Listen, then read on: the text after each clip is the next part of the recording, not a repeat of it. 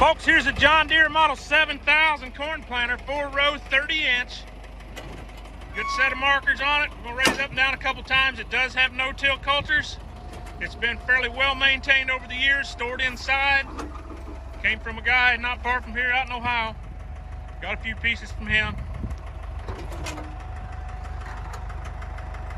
Real good looking little planter. I do have liquid fertilizer tanks and the brackets that mount them to go with it.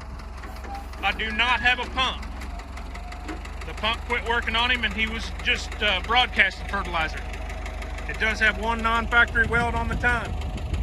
Get you a good look at the openers, wear parts, things like that. No-till coulters, closing wheels, all look real good. He kept up with it every year.